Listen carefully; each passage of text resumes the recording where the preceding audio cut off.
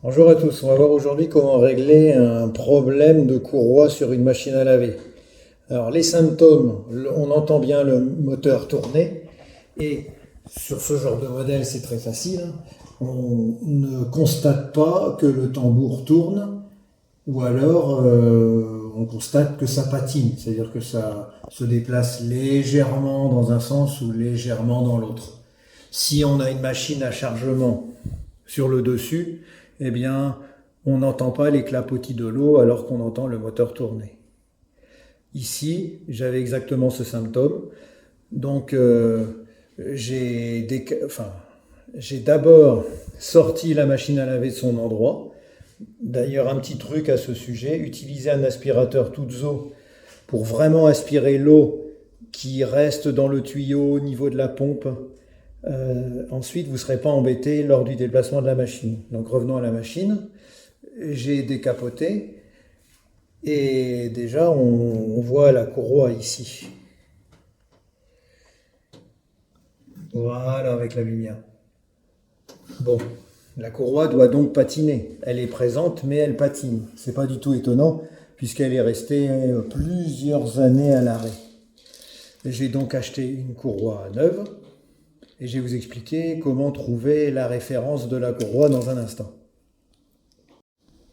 Alors j'ai couché la machine, avec le diable c'est très facile, et comme j'ai bien aspiré, comme je vous expliquais tout à l'heure, l'eau dans la machine, j'ai pas de souci.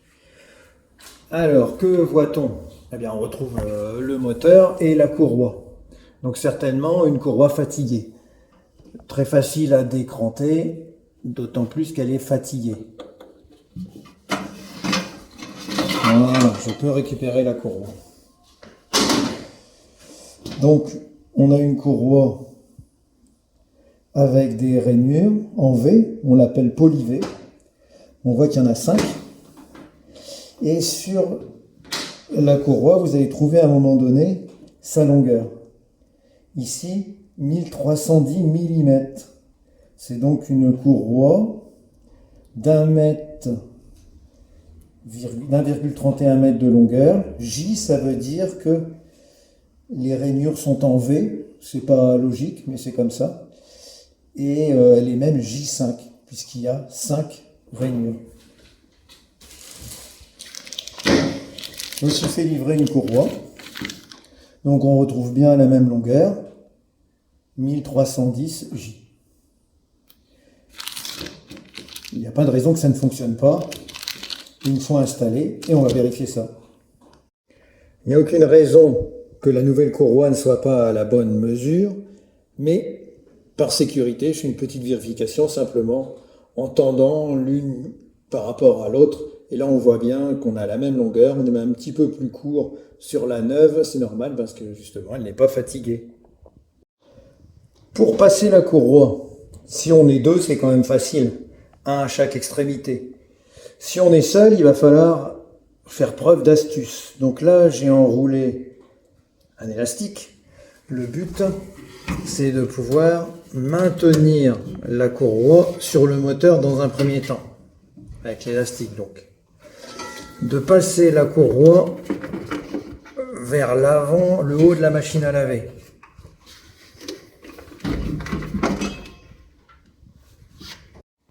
Alors de ce côté-ci, je rattrape la courroie. Voilà, elle ne se sauve pas. J'utilise un sondove. Et je vais venir l'accrocher à la courroie. Je le mets légèrement en tension. Hop. En le raccrochant ailleurs, voilà, peu importe. Donc là, ma courroie est tenue de l'autre côté et en légère tension de ce côté-ci. Il n'y a plus qu'à vérifier qu'elle s'engage bien correctement à son endroit. Et normalement, là, on voit qu'elle est pas mal. Elle a un petit peu plié ici, mais je vais bien la mettre. Normalement, côté tambour, ici on est à l'arrière, on voit bien qu'on peut rien faire de ce côté-là. Côté tambour, ouverture, en tournant, elle va se mettre. Alors on peut bien sûr la guider un petit peu pour qu'elle soit bien placée. De retour par ici, normalement c'est bien mis, on peut vérifier en tournant que c'est bien. Reste à se poser la question, comment placer la courroie sur la roue crantée du moteur? Eh bien, il faut la placer telle que du côté de la poulie de la machine à laver, on soit bien équilibré droite-gauche. Donc à vous de choisir le cran. Sinon, bien sûr, ça va sauter à un moment ou à un autre, à l'essorage en particulier. Donc si tout ça c'est bon, vous pouvez revenir sur l'avant et faire quelques tours pour bien vérifier que l'ensemble est bien mis. Revenir à l'observation, contempler le travail bien fait. Merci pour votre attention.